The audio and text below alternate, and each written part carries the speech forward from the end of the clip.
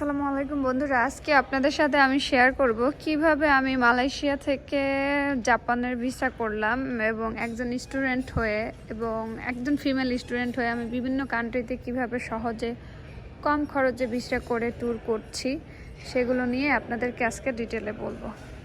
তো আমি মালয়েশিয়া থেকে জাপানের ভিসা পেয়ে গেলাম।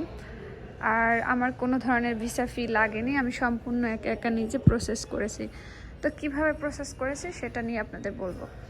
আমি যেহেতু মালয়েশিয়াতে ইন্টারন্যাশনাল স্টুডেন্ট, সো আমার ভিসাটা হচ্ছে মাল্টিপল ভিসা। তো আপনাদেরকে হচ্ছে জাপানের ভিসা করতে হলে মালয়েশিয়াতে মাল্টিপল ভিসা থাকতে হবে। তো আমি মাল্টিপল ভিসা এন্ট্রিতে থেকে অ্যাপ্লাই করি। আমার এখান থেকে ডকুমেন্ট লাগে হচ্ছে প্রথমত পাসপোর্ট, আর অবশ্যই মালয়েশিয়াতে যেহেতু আমি স্টুডেন্ট, আপনারা যে বিষয়ে থাকেন আপনার ভিসার হচ্ছে 6 মাস এক্সপায়ারি ডেট থাকতে হবে। তো আমার সেক্ষেত্রে এক্সপায়ারি ডেট 6 মাস, পাসপোর্টের কপি, ব্যাংক স্টেটমেন্ট লেগেছিল লাস্ট 3 মাসের, এবং হচ্ছে আমার ইউনিভার্সিটির এনওসি লেটার দিয়েই হয়ে গেছে। তো ব্যাংক স্টেটমেন্টে আমার প্রায় আমি মালয়েশিয়ান বেশ ভালো টাকায় দেখিয়েছি, যদি ইউটিউবের কিছু গাইডলাইনের কারণে আমি অ্যামাউন্টটা বলতে পারছি না। আপনারা চাইলে আমার ফেসবুক পেজে নক দিতে পারেন, আমি ওখানে বলে দিতে পারবো। আমার ফেসবুক পেজ হচ্ছে এক্সপ্লোর উইথ মিতু। সো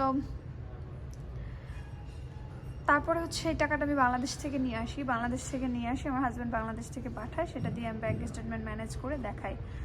তারপরে আমি চলে যাই হচ্ছে আমপাঙে ওদের অ্যাম্বাসি।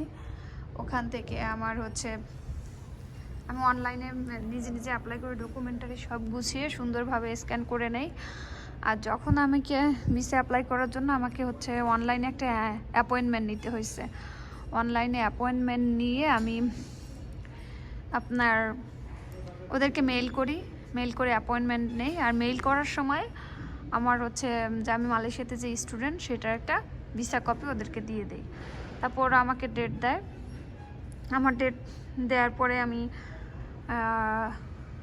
ভিসা পেয়ে যাই। আমার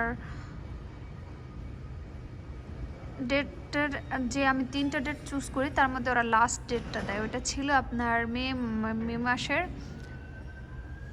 28 তারিখে,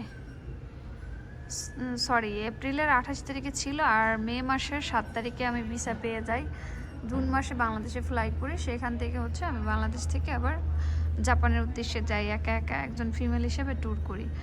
আর যখন আমি অ্যাম্বাসিতে যাই সব ডকুমেন্টারি গুছিয়ে নিয়ে যাই সুন্দরভাবে। আমাকে ট্যুর প্ল্যান দিতে হয়, আমি বলছি যে